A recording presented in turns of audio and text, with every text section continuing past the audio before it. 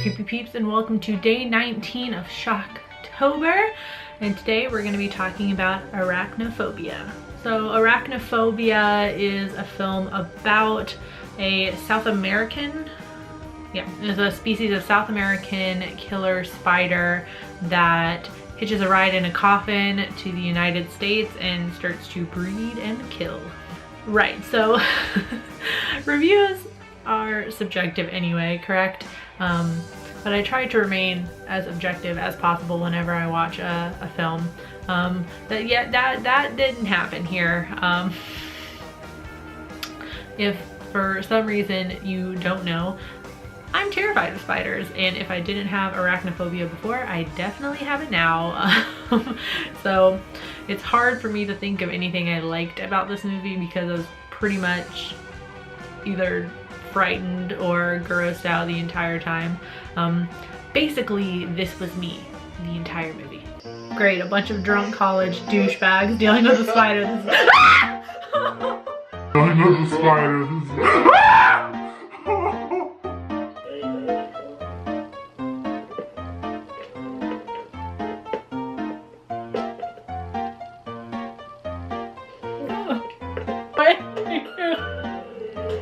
Not looking away.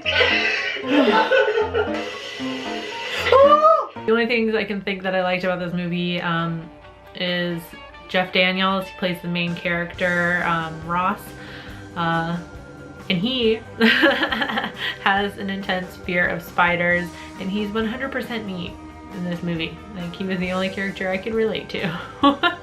And also John Goodman has a kind of minor role in the film. He plays an exterminator called Delbert, and he is 100% a scene stealer. Just, you know, every time he's in a scene, he just takes it away with a comedy. It is such a funny role, and that's he was like the bright spot in this movie for me that I spent mostly like clutching a pillow and cowering. So aside from the obvious things I didn't like about this movie, i.e. the fact that there were spiders all over it, I also didn't enjoy it. I mean, killer animals really is just one of those subgenre of horror movies that just really isn't my thing.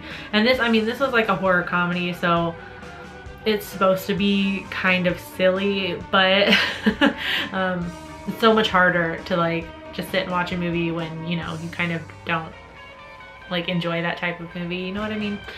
So killer animals really aren't my thing, and it's hard for me to suspend my disbelief a little bit with certain things, like the fact that these spiders in the movie seem to like consciously like target and hunt people. Like they just seem like they go right for the people, and that's their primary objective. Like, why? Like, they don't really cover it in the movie either, that like the very first person that dies from the spider is the person that gets, you know, shipped in a coffin back to the US. That's how the spider gets to the US. They're like completely drained of blood or something, I guess, from the spider, but they don't drain anybody else of blood throughout the movie. So it's like, it's kind of just like, what's the what's the point? It's like, it's just an aggressive spider, like that's it. So it's just gonna go after you for what reason? Like, it's not like every person that gets bit by a spider, it's not because they like go and try and swat at it first. The spider like actually like goes after them. It doesn't make any sense. It just made it a little bit harder for me to suspend my disbelief in the film. Like, as of course, there are a lot of scenes in the movie where, you know, you see the spider in somebody's house and, you know, they're there all by themselves and you know they're gonna get bit, and you're just kind of like waiting for for it to happen. And there are a few scenes where it's like the spider definitely crawled so close to a person that they definitely would have noticed, and, you know, they make a few scenes all happen where they happen to, like, you know, like where the spider's coming for them and they happen to like get up at the right time, or they, you know, get up and drop their book on the floor and it lands on the spider, you know, and then they kind of, you know, it kind of spares them, you know, because they were able to kind of evade it. But if a spider was crawling like that closely to you or something, I feel like you'd notice it. Or like with the old lady that gets bit, like how like the spider's like crawling on the couch like towards her cat, and then she goes to pick up her cat and she just doesn't notice the spider like sitting right there on the couch. Like, you're telling me she like went to pick up her cat like this? Yeah, so there were just some moments where it was hard for me to suspend my disbelief about these killer spiders. So should you watch Arachnophobia? Well, yes and no. I feel like as it is a horror comedy, I feel like a lot of you will definitely enjoy it if you haven't seen it already. If you have, you probably maybe do enjoy it. And the only reason I'm saying no is because I'm just petrified of spiders. So of course I'm gonna say don't watch it. If you are at all scared or grossed out by spiders, then definitely probably wouldn't recommend this movie, because they're all over the movie. It's like you don't even get a moment's rest from the spiders. They're everywhere. That being said, I'm gonna go ahead and give Arachnophobia 2 out of 5. And that's being as objective as I can.